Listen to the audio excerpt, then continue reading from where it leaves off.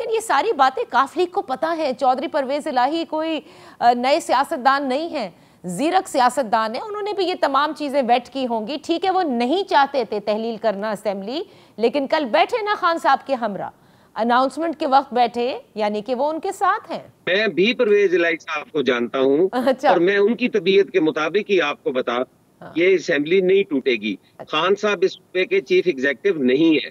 खान साहब जो है वो ऐलान करें, पहले भी वो करते रहते हैं ऐलान। अच्छा।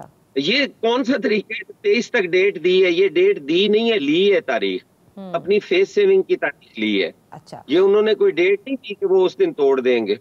अच्छा, चले आप, क्योंकि जाहिर है आप पंजाब असेंबली के मेंबर हैं, सियासतदान हैं, आप चौधरी परवेज इलाही साहब की सियासत को अच्छी तरह समझते हैं। लेट्स सपोज वो असेंबली जाहिर है तोड़नी है, नहीं तोड़नी, क्या आपको लगता है वो बिल्कुल नहीं तोड़ेंगे, या आप लोग सब मिलकर के इस मर्तबा उनको अपने साथ करने की फिर एक बार कोशिश करेंगे कि एक दुआए खैर हो जाए दोबारा?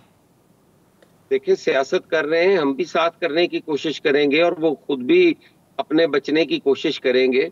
ये तो दोनों तरफ सारे सियासत कर रहे हैं ना जी। खान साहब भी जो असेंबली तोड़ रहे हैं, उन्हें भी तो नजर आ रहे हैं ना कि मेरे पे केसेस भी बन सकते हैं, मेरी नाअहली भी मुमकिन है, तो मैं क्यों ना उससे पहले पहले इस गवर्नमेंट को खत्म करके मैं अपने आप को सेव करने की कोशिश करूं। इसमें कौन सी मुहिब्बुल वतनी है कि आज असेंबलियों में जब 5-6 महीने 7 महीने रहते हैं तो उनको तोड़कर ये कौन सी खुशनुदी हासिल करने जा रहे हैं?